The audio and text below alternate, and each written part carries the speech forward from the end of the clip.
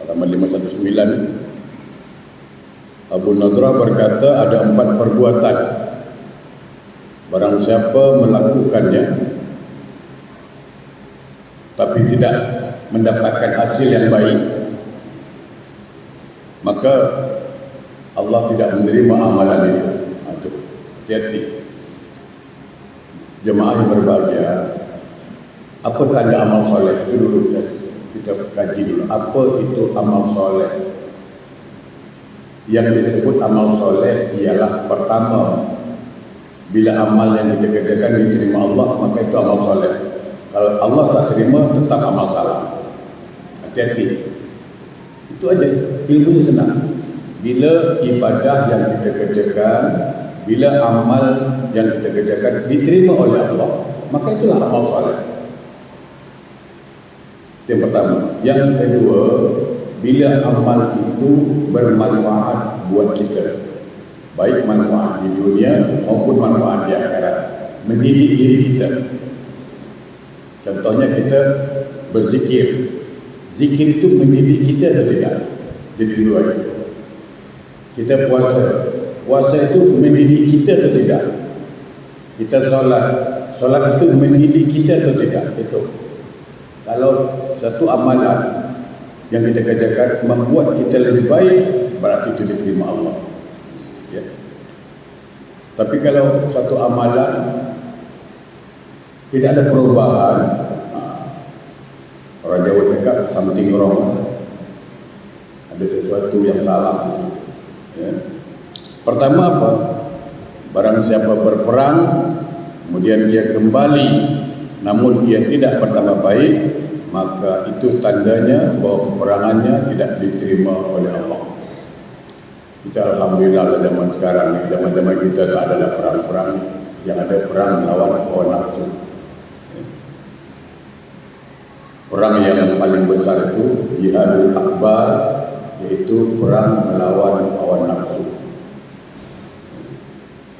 Yang pertama. Yang kedua, ini penting. Barang siapa berpuasa pada bulan Ramadan namun tidak bertambah baik, maka itu tanda bahawa puasanya tidak diterima oleh Allah. Itulah yang boleh jawab. Ya kan? Kita puasa 2 hari dalam bulan Ramadan, bulan puasa, contoh dilarang, bahkan haram hukumnya apa? Berkata bohong tak boleh, al-kazib apa? Mengumpat tak boleh, memfitnah tak boleh, adu domba tak boleh. Ya? Kerana itu membatalkan pahala puasa. Khamsatun asya'tuh bitu sawum aitu ila sawabah. 5 perkara yang membatalkan pahala puasa, di antaranya apa? Bohong, al-kazib, apa lagi itu? Wal ghibah, mengumpat, wal namimah, adu domba, wal yaminul ramus, sumpah palsu. Nah, selepas Ramadan macam mana kita? Lisan kita boleh jaga tak? Kalau habis Ramadan mengumpat laju juga, ngata orang hobi, memfitnah, aduh, dasar. Berarti puasanya sia-sia. Itu yang kedua. Jadi siapa yang berpuasa bulan Ramadan tapi tidak membuat dia lebih baik. Oh ya, saya lupa. Kita sudah masuk 2 Zulhijjah. Saya sudah kasih zikir bulan-bulan Zulhijjah yang mungkin anda saya tak dapat, nanti tengokkan ada tak lagi. Kalau ada, nanti saya kasih lah. Ya. Zikir ni sangat baik dan saya baca. Ya, pagi-pagi baca 3 kali. Bagus. Tengok terjemahannya tentang tauhid. Jadi siapa yang kita ingat bulan Zulhijjah ini, mulai semalam tu yang melaksanakan ibadah kurban tidak lagi boleh mencukur segala rambut yang ada di tubuh. Itu perintah kepada orang yang hanya melaksanakan ibadah kurban. Yang tak berkorban tak apa-apa. Ya, sekedar mengingatkan aja. Yang kedua, kalau kita tak boleh buat puasa 1 sampai 10, paling tidak ambil 2, hari Tarawih dan Arafah. Berarti nanti itu Jumat, Sabtu. Alhamdulillah Indonesia, Malaysia dan Singapura sama Raya Haji dia 10 hari bulan juga. Tadi Indonesia 1 tapi dia dah mundur 10. Barang siapa mengadakan haji yang wajib namun tidak bertambah baik, maka tanda bahawa hajinya tidak diterima Allah. Ini sayang, duit dekat 15,000 tapi hajinya sia-sia. Ingat, yang dikatakan haji mabrur atau haji mabrurah itu bukan di Mekah. Bukan. Tengok setelah haji balik ke tanah air, berubah tak perangainya. Kalau dia mabrurah, situ kita tengok. Situ kita lihat. Kalau ada perubahan dalam dirinya setelah pulang haji, dia tak hendak lagi berkata yang bukan-bukan, dia tak hendaklah macam-macam macam dulu kata orang buat salah. Kalau dulu jarang ke masjid, jarang mengikuti pengajian, sekarang dah rajin. Ini menunjukkan hajinya diterima oleh Allah Subhanahu Wa Taala.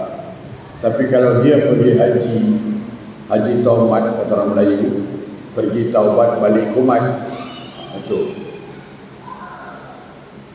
sia-sia. Oleh karena itulah ketika pergi haji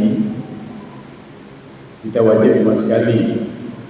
Saya selalu kasih tahu, mungkin kita pengalaman yang pernah pergi haji, yang tempat suka marah kat mana? Kat Mina selalu bergaduh kan, kerana tempat sempit kadang-kadang, ya kan, di kemah tu tempat sempit, mana panas, disitulah nampak aslinya kadang-kadang orang, ya. Di situ, karena tingkat kesabaran di situ. Kalau pertama datang sabar, kita sabar. Di hotel sabar, sedap apa hotel, ya kan? Ekor makan sedap, sabar lah.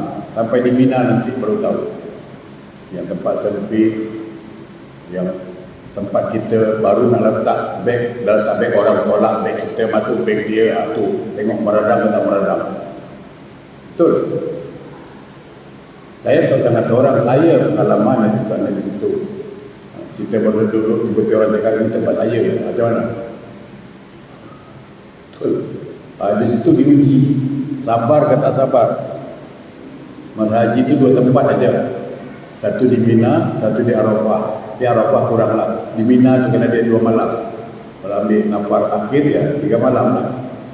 Nafar awal 2 malam. Di situ diuji sabar ke tak sabar di situ. Minta maaf lah. Nak pergi toilet dia punya queue panjang berapa lama. Kalau tak sabar tiba-tiba ada orang potong lain, macam mana? Memang itu dituntut. Oleh kerana itu, sahabatku, siapa yang pergi haji, ya, hati-hati nanti. Sayang kalau Allah tolak haji kita, ya kan, duit habis, ya. Cuma dapat orang panggil pelajar je lah. Kita tak perlu panggilan, tak perlu sebutan, ya.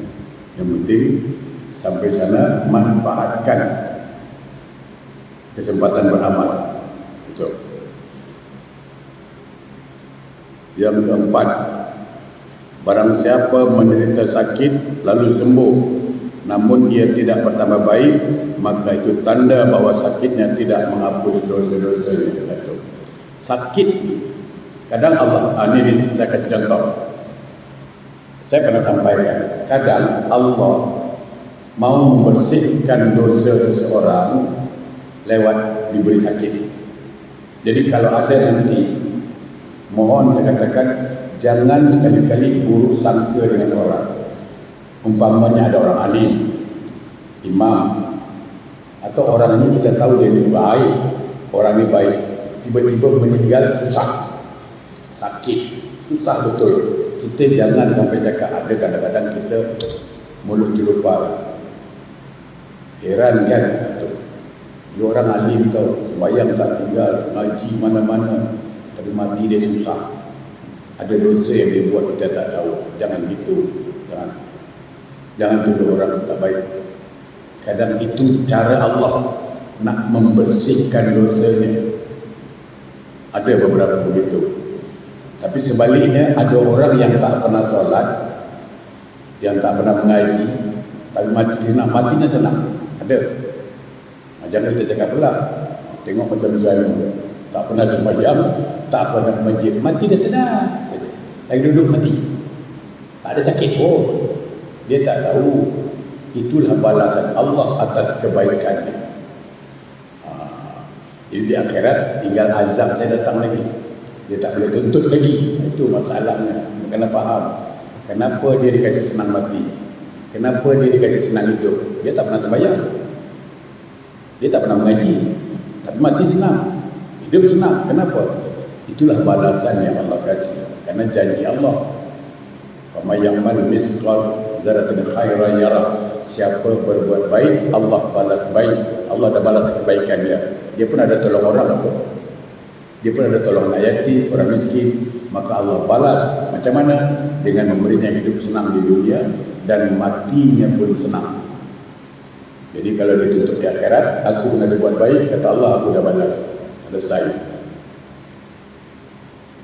Tapi orang yang alim, orang yang banyak amal, terkadang, tidak semua. Ada juga orang alim mati senang, ada banyak. Tapi terkadang ada yang sikit diberi penyakit sebelum meninggal, ada. Berbulan-bulan kadang sakit. Ada kadang-kadang nazak sampai seminggu, kadang-kadang ada. Ada. Itu cara Allah menyucikan dosanya. Satu lagi, apa kepentingan zikir ini? Saya ajak berzikir setiap pertemuan. Kenapa? Karena zikir itulah pembersih hati. Kalau kereta kotor, ada pembersih. Baju kotor, ada pembersih. Maka zikir ialah pembersih hati. Nah, kalau hati sudah bersih, saya katakan, hati sudah bersih, apa keuntungan dia? Pertama, dia akan terhindar dari segala penyakit batin. Terhindar. Dia tidak lagi memiliki rasa buruk sangka, rasa iri, rasa dengki, itu hilang. Karena itu penyakit. Penyakit. Ingat dengki, sifat dengki, iri itu penyakit. Nah, kalau hati dah bersih, dia tak peduli dah. Karena kadang-kadang ada juga orang yang punya dengki, iri itu. Kita beli Facebook, kulkas, ya kan, PTS, dia yang sejuk. Heran kan? Kereta yang naik bukit, dia yang semput. Ada macam-macam. Nah, tapi kalau dah bersih hati ni, tak kisah. Yang kedua, hanya orang yang bersih hatilah yang meninggalnya husnul khatimah. Itu diingat. Hanya hati yang bersih. Kenapa? Kalau hati orang itu bersih, insya-Allah lisannya ini ketika meninggal dunia akan dibantu oleh Allah untuk menyebut kalimat la ilaha illallah. Itu kalau hatinya bersih, kata ulama. Ya. Jadi barang siapa yang sakit tapi ketika sembuh tidak dia berubah lebih baik, ya, maka sakitnya tidak menghapus dosa-dosa itu. Walaupun sakit, tetap wajib melakukan amal ibadah. Dia tak boleh tegak duduk. Saya sendiri pun, ya, solat, jemaah kalau tengok saya solat, saya jelaskan sedikit. Saya kalau solat fardu, ingat solat fardu, saya akan berdiri kerana saya mampu. Tapi kalau solat sunat, saya boleh duduk. Karena solat sunat boleh duduk. Itu. Jadi jangan tengok orang solat, ini apa ni? Tadi solat duduk, sekarang boleh berdiri pula. Ternyata boleh berdiri. Dan gitu. Kalau solat fardu, kalau dia boleh berdiri, dia tak boleh duduk. Itu pada solat fardu. Tapi kalau solat sunnah, Nabi pernah buat solat duduk. Jadi makanya kadang-kadang kalau solat sunnah ada orang duduk, saya buat. Kenapa? Karena itu kemudahan yang telah dibagi. Sama dengan ini, kita pergi ke Lumpur, sampai di Kuala Lumpur jam pukul 5 lah, pukul 5 ke 6, belum lagi maghrib kan, pukul 6. Dari rehat, dah mandi, badan dah segar, kita maghrib. Tidak menjamak. Ingat, dia tidak jamak kerana alasannya apa? Banyak waktu lagi. Aku nak buat apa lagi? Maghrib macam biasa je lah buat. Kerana dia badan dah segar, dah mandi, untuk maghrib macam biasa. Habis itu dia makan malam, habis itu baru dia solat isyak macam biasa. Boleh tak Ustaz? Boleh. Tapi kata Nabi, orang ini termasuk orang yang tidak mensyukuri pemberian Allah. Kenapa? Allah dah beri satu kemudahan kau jamak. Itu pernah terjadi seseorang yang bermusafir bersama Nabi, sama-sama musafir dengan Nabi, Nabi jamak. Dia tidak. Dia buat macam biasa. Nabi tanya, kenapa kau salat macam biasa? Oh, dia bilang banyak waktu lagi Nabi. Lagipun tak ada buat apa-apa, macam biasa je lah. Maka Nabi mengatakan, apakah engkau tidak bersyukur apa yang Allah berikan kemudahan? Itu. Jadi kalau kita berangkat musafir, ambil peluang jamak. Baik. Orang yang berakal sehat senantiasa menjaga 4 perkara supaya amalnya selalu baik dan sesungguhnya tidak sia-sia, dan kesungguhannya tidak sia-sia. Siapa yang berakal sehat, mudah-mudahan akal kita sehatlah, ya kan, tak ada sakit. Dia akan menjaga 4 perkara. Apa itu? Pertama, ilmu.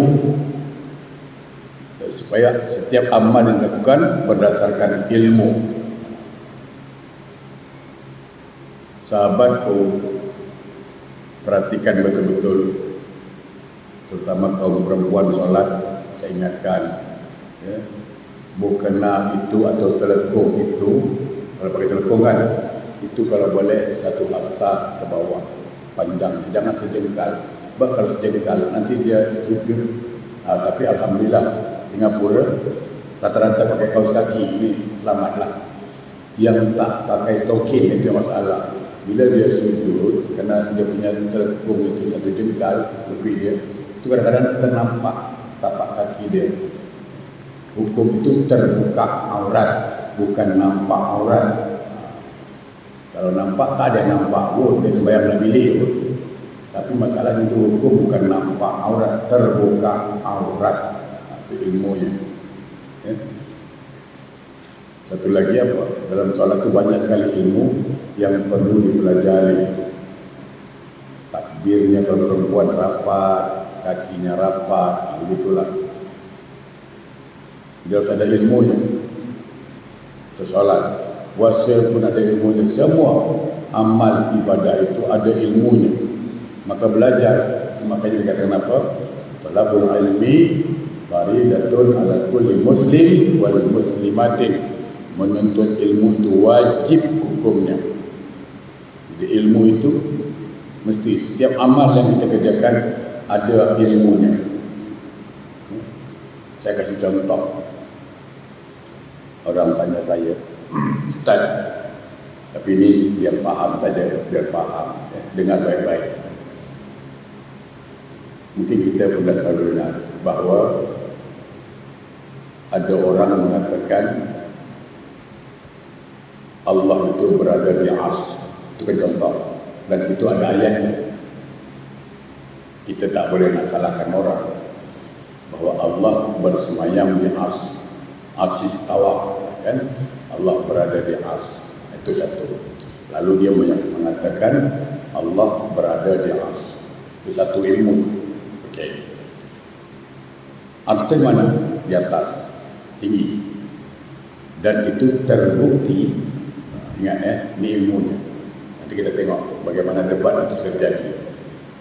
Terbukti Rasulullah SAW ketika menerima perintah solat dari Allah, Rasul kan dijemput di atas. Itu sebagai bukti Allah berada di langit. Itu ini satu pendapat ya, biar paham ilmu. Yang ketiga, ketika Nabi bertanya kepada seorang hamba. Aina Allah, di mana Allah? Si budak menjawab apa? Di sama. Allah di langit. Maka inilah dalil mengatakan Allah di langit. Nah, kalau kita kurang ilmu, kita akan mengatakan oh iyalah. Tapi kalau kita dah belajar, kita tidak akan pernah menyalahkan orang, tapi kita faham mana yang patut kita yakini.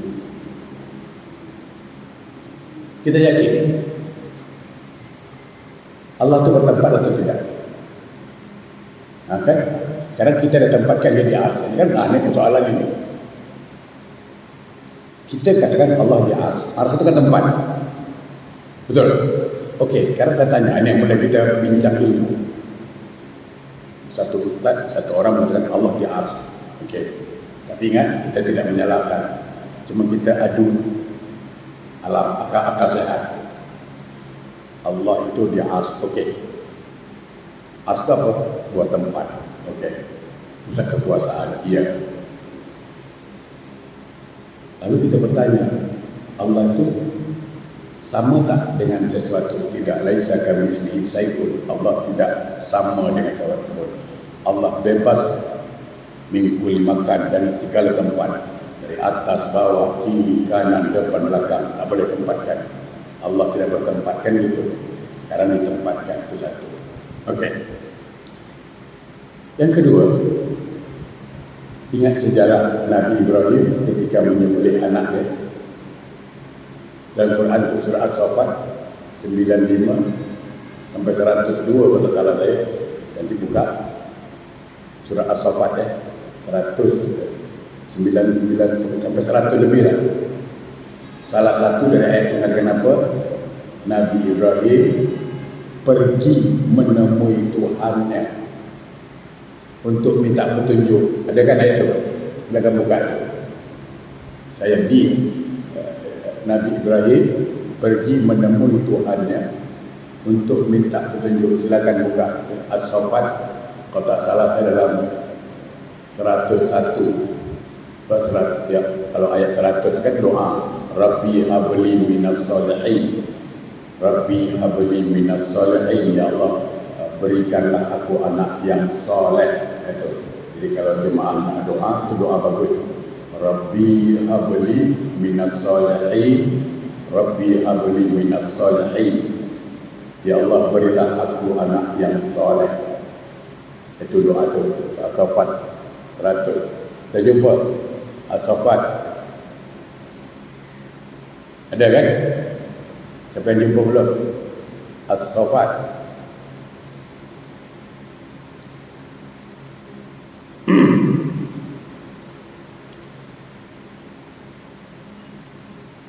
Sudah? Okey. Cuba tengok terjemahannya. Ada tak terjemahan dari situ? 101 tak salah saya. Nabi Ibrahim pergi menemui Tuhannya untuk minta petunjuk. Ada kan? Jumpa? Belum? Ada? Ada. Satu dah dapat.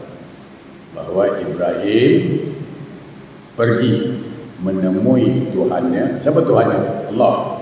Betul? Untuk apa? Minta petunjuk. Betul kan itu? Saya tanya, tadi Allah di mana? Di ars. Betul kan? Dia cakap Allah di mana? Di ars. Sekarang saya tanya, Nabi Ibrahim cari Tuhannya di mana? Di ars atau di plastik? Ayo. Jadi kalau saya cakap Tuhan di Palestina, boleh tak? Boleh, itu ayatnya apa? Nabi Ibrahim pergi menemui Tuhannya, minta petunjuk. Di mana Nabi Ibrahim pergi waktu itu? Di Palestina. Berarti Allah di Palestina. Kau tak boleh marah juga, kerana itu ayat. Betul tak? Itu satu. Itu bukti. Saya tanya, Nabi Musa pergi Bukit Tursina menemui siapa? Tuhan. Berarti Tuhan di Bukit Tursina kan? Nah, kan satu masalah lagi. Macam mana? Jadi kalau engkau mengatakan Allah di ars, saya tak tolak. Saya percaya. Tapi bagaimana dengan ayat ini? Kau tak percaya ke? Atau dalam surah Al-Baqarah 186. Wa idza sa'alaka ibadi anni fa inni qarib. Ya Muhammad, kata Allah, kalau umatmu, kalau hambaku bertanya kepada engkau tentang aku, kata Allah, fa inni qarib, katakan aku dekat. Artinya Allah itu kan dekat, Ars itu jauh. Maka semakin kita belajar, semakin kita berilmu, semakin paham kita, luas pemikiran. Itu. Jadi kita tak menyalahkan orang. Allah di Ars, ya, ada, boleh jadi di situ Allah. Itu kan kita kekuasaan. Suka-suka Allah lah di mana gitu. Ya kan? Tapi jangan tempatkan pada satu tempat, itu yang saya tanyakan. Jangan ditempatkan dia pada suatu tempat itu. Itu maksud saya, benar. Karena banyak tempat, ya kan? Nah, gitu. Jadi kalau kita punya ilmu, orang mengatakan Allah di Ars, ya. Allah juga ada di Palestina itu ada. Akan gitu. Gitu, kita relax aja. Apa contoh lagi para berilmu? Umpamanya orang cakap apa selepas solat salam-salaman, itu ada kes begitu kan. Lepas solat salam-salaman, tu Nabi tak buat. Okey, kita pun harus faham. Biarkan orang bercakap, tak ada masalah kita. Tapi kalau orang sudah tahu ilmunya, dia diam. Okeylah, Nabi tidak lakukan. Yes, kita tak tolak. Tapi ada dalil tidak? Itu dulu. Kita soal ada dalil tidak? Ada. Bukankah Nabi mengatakan barang siapa dua orang muslim berjabat tangan, maka gugurlah dosanya lewat tangan. Betul. Barang siapa dua orang Islam berjabat tangan, maka gugurlah dosa-dosanya lewat tangan. Barang siapa bertemu dua orang Islam berjabat tangan, maksud laki-laki dengan perempuan, laki-laki dengan laki-laki, perempuan dengan perempuan, berjabat tangan, maka gugur dosanya. Jumpanya dekat selepas solat, biarlah. Takkan nak cari kat rumah pula. Jumpa kat solat. Situ kan barang siapa bertemu. Itu barang siapa bertemu dua orang muslim lalu berjabat tangan, dia bertemu dekat masjid macam mana? Jadi ada dalil. Nah, kalau berilmu itu senang, dia tak nyalah-nyalahkan orang. Ya, itu penting. Makanya penting belajar. Yang kedua, tawakal. Supaya mendapatkan kesempatan untuk beribadah dengan leluasa dan mengharap kepada sesama makhluk dengan tidak mengharap kepada sesama makhluk. Tawakal ni tempatnya last ya. Jangan di awal tawakal. Ni tawakal ni terakhir, dia last. Dia bukan awal. Jangan pula anak kau ni dah gadis, bila nak nikahkan lagi? Aku tawakal. Tawakal. Dalam ini letak terus tawakal terus, tak ada. Tawakal ni last, usaha terakhir. Jadi pertama itu disebut usaha. Setelah usaha, ikhtiar. Setelah ikhtiar, doa. Nah, setelah usaha, ikhtiar, doa, hasilnya itulah tawakal. Itu baru betul itu. Hasilnya tawakal. Contoh, saya bawa taksi. Itu contoh, saya bawa taksi. Saya usaha, bawa lah kereta. Kan saya dulu bawa taksi apa? Usaha pertama apa? Bawa kereta, itu usaha. Ikhtiar, bawa tempat orang ramai. Di mana orang ramai, situ saya berjalan. Saya buat taksi betul, tapi tak ada ikhtiar. Kenapa? Pusing, pusara aman, pusara abadi. Pusara aman, pusara abadi. Lalu balik cakap tak ada penumpang. Mana ada penumpang kau pergi ke pusing-pusing kubur? N24, N23, N19, N18. Tak ada penumpang. Memang tak ada penumpang pun di situ. Usaha betul, ikhtiar tak betul. Nah, kalau sudah usaha, bawa tempat orang ramai, saya berdoa. Nah, kemuncak dari doa itu apa? Solat. Lalu saya berdoa, ya Allah, murahkanlah rezekiku, bla bla bla bla bla. Lalu setelah pulang ke rumah, berapa dapat? Itulah tawakal. Nah, itu kata tawakal. Jadi jangan awal-awal tawakal. Saya buka kedai nasi, itu usaha saya. Pagi-pagi saya buka, saya masak, usaha. Ikhtiar, layan orang baik-baik, itu ikhtiar. Kau jual nasi, awak jual nasi tapi garam. Orang datang ada, kau nak cekik apa? Apa tak lari pengunjung? Kau cakap cepat sikit, aku balik rendang ke muka kau nanti. Siapa nak belanja? Doa, jangan lupa. Nah, berapa hasilnya? Itu tawakal. Itu tawakal itu. Jadi tawakal, jangan awal-awal. Kau tak kerja, tawakal. Kalau rezeki tak ke mana? Memang rezeki tak ke mana kalau kau tak ke mana kan? Ya kan? Itu. Di tawakal ini jangan awal. Dia belajar dulu, dia usaha dulu belajar. Dia ikhtiar dengan banyak mengkaji dan tidak melupakan Allah. Lalu hasilnya apa? Hasilnya itulah tawakal. Jadi usaha wajib kita, ikhtiar wajib kita, wajib hamba. Doa wajib hamba, tapi hasil wajib Allah. Jadi tidak semua usaha berhasil, kerana hasil wajib Allah. Ada usaha tidak berhasil, ada. Itu. Jadi jangan ingat setiap usaha pasti ada hasil, bukan kerana hasil itu wajib Allah. Apa hasilnya? Itulah tawakal. Berapa hasilnya? Tawakal. Jadi tawakal itu pilihan terakhir, bukan pilihan awal. Yang keempat, yang ketiga, sabar supaya amalnya sempurna. Dalam solat disebut ada istilah tumakninah. Itu ingat betul-betul. Dalam solat, terutama solat, ada istilah yang disebut tumakninah dan itu menjadi rukun. Karena ada dalam sebuah riwayat, kalau orang itu menjaga solatnya, dia jaga solat dengan baik, maka solat itu akan naik ke langit dan dia berdoa, semoga Allah menjaga engkau sebagaimana engkau jaga aku. Tapi kalau kita solat tidak tumakninah, arti sembrono kata orang lain solatnya, gopoh gapah, sia-sia dia, maka solat mengatakan apa? Semoga Allah sia-siakan engkau sebagaimana engkau sia-siakan aku. Itu hati-hati. Maka di dalam solat itu terutama ada prinsip sabar di situ. Sabar itu penting dalam solat. Amalul qalil fil ilmi khairun amalin kasir fil jahli. Amal yang sedikit pakai ilmu lebih baik dari banyak tak ada ilmu. Contoh, kita rukuk. Allahu Akbar. Baca sekali atau baca 3 kali yang bagus. Tengok. Kalau baca 3 kali tak bagus, cepat sangat, baik sekali. Contoh, Allahu Akbar, Subhana Rabbiyal Azim wa bihamdihi. Dah sekali. Daripada baca Allahu Akbar.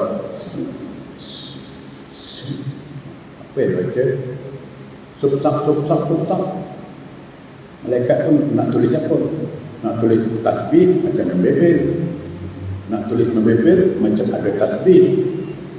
Baca sekali. Allahu Akbar, Subhana Rabbiyal Azim wa bihamdihi. Dah. Kalau boleh 3 kali lah sunnahnya. Subhana Rabbiyal Azim wa bihamdihi. Subhana Rabbiyal Azim wa bihamdihi. Sami'allahu liman hamidah. Berhenti minimal Rabbana wa lakal hamd. Jangan Sami'allahu liman hamidah Rabbana. Laju sangat kata Allah. Slowlah sikit kata. Mana lagi laju. Sujud pun gitu. Ya. Semua bacaan itu memang dialog dengan Allah. Macam mana komunikasi dengan Allah? Sabar. At-tahiyatul mubarakatuh salawat thayyibatu. Jangan patah. Salawat. Assalamualaikum. Assalamualaikum.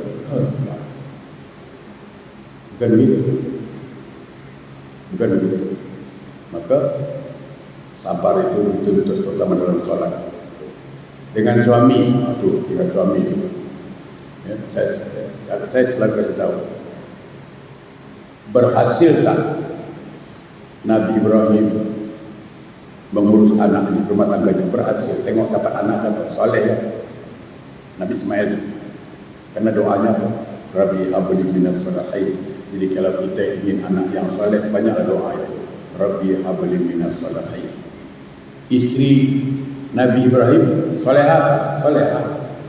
Anaknya soleh tak? Soleh. Kenapa? Karena Nabi Ibrahim juga soleh. Intinya sebenarnya, inti lagi, ingin mendapatkan isteri solehah, kuncinya ada pada suami. Yakinlah kalau suaminya soleh, insya Allah istrinya solehah. Walaupun adalah 2-3 kes yang barangkali bercanggah, ada isteri soleh, suami soleh, isteri melarang pun ada, tapi itu sikit sangat, sikit. Ada tetap ada lah. Saya tak usah kata guru saya dulu, saya ingat lagi guru ngaji saya, itu manusia ahli surga kalau saya kata, itulah suami ahli surga. Saya kecil-kecil ngaji dulu, baru suami dia buka Quran ngaji, Bismillahirrahmanirrahim, alif lam mim. Isteri dia dah pergi wayang pun, suka nonton wayang bukan? Asal lah maghrib dia isteri dia pergi wayang. Dia tanya, Ustaz, mana pergi majlis? Biasa tengok wayang. Itu saya jumpa guru saya sendiri. Pada suami ngajar ngaji, isteri asyik bangun wayang, tiap malam bangun wayang. Itu heran saya tengok dia. Isteri tahu suami ngaji ada, jadi tidak semua, tapi banyaklah. Kalau suaminya soleh, insya Allah istrinya ikut. Itu satu. Jadi jangan harap isteri soleh, ingin solehah, tapi suaminya solat tidak, mengaji tidak, semua tidak, tapi suruh isteri pandai solat perempuan, isteri solatlah, abang aku lain, ada belum mana boleh gitu, aku lain, ya kan? Tak boleh lah. Berhasil bagaimana dia mendidik isterinya, dia berhasil. Nah, ketika kita menghadapi suami yang perangainya barangkali kurang baik, namun saya ingatkan, tolong dalam rumah tangga jangan berikan peluang sedikit pun kepada suami untuk letak tangan atau pukul. Itu jangan ada peluang. Sebab itu saya katakan, bila suami sudah berani pukul isteri sekali aja pertama, lalu dibiarkan, dimaafkan, maka tunggulah pukulan selanjutnya. Dia jarang sekali. Atau bila suami suka maki isteri, lalu dibiarkan, tengoklah maki selanjutnya. Salah sikit maki, itu nanti bahaya. Makanya kalau benda-benda ini, dudukkan, bang, jangan. Sebab saya pernah degil juga. Saya punya kawan lah dulu, kawan akrab. Dia bergaduh dengan isterinya, saya lagi duduk itu, dia gaduh isteri dia. Dia tampar isteri dia. Dia tampar, saya tolong tampar lagi. Saya mandi juga lah. Dia tampar isteri dia, saya tampar juga isteri dia. Dia marah dengan saya. Pasal kau ikut tampar, aku tolong kau. Saya cakap begitu dia. Sejak itu dia jerat. Kau kan pukul isteri kau. Aku pukul kau marah dia. Engkau pukul boleh. Makanya saya bilang jangan pukul isteri. Sejak itu dia tak pukul. Iya. Sebab kalau dibiarkan, tengok apa jadi. Dia akan berlanjut dan berlanjut. Tanyalah siapa yang isteri pernah kena pukul. Berapa kali dia kena pukul? Lalu. Tapi itulah isteri yang saya selalu saya. Hampir isteri yang dipukul tu menutup-nutup. Kau kena pukul tu? Taklah, tadi jatuh dia. Kadang kasihan dia tengok dia. Betul. Kasihan kadang-kadang. Kadang ada yang mengeluh. Dan jangan biarkan kesempatan memaki. Dia marah dengan isteri dia, tapi yang dalam zoo tu keluar semua.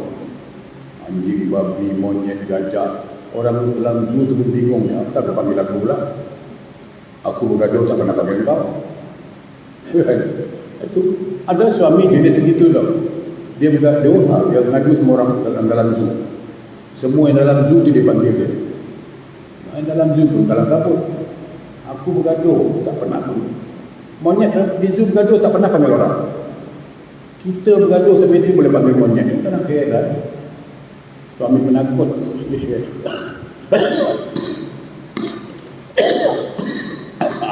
Jadi sabar. Supaya amal sempurna. Jadi ketika menghadapi suami marah, memang harus dituntut sabar. Dituntut sabar. Ketika suami lagi marah, kita diamlah, jangan ikut. Nah, ketika dia dah down, baru kita cakap yang baik. Cakap yang baik. Jangan. Sebab kalau suami marah, isteri marah, apa jadi? Dua-dua marah. Habis itu. Yang keempat ini ikhlas. Karena itu syarat beramal. Wa ma umiru illa liya'budullah mukhlisina lahu-d-din. Engkau tidak disuruh beribadah kecuali ikhlas semata-mata. Jadi kalau kita beribadah ada perasaan riya, perasaan ujub, maka ibadah itu ditolak oleh Allah. Rugi kita. Inna yasiru min riya syirik. Sedikit saja dari riya itu syirik.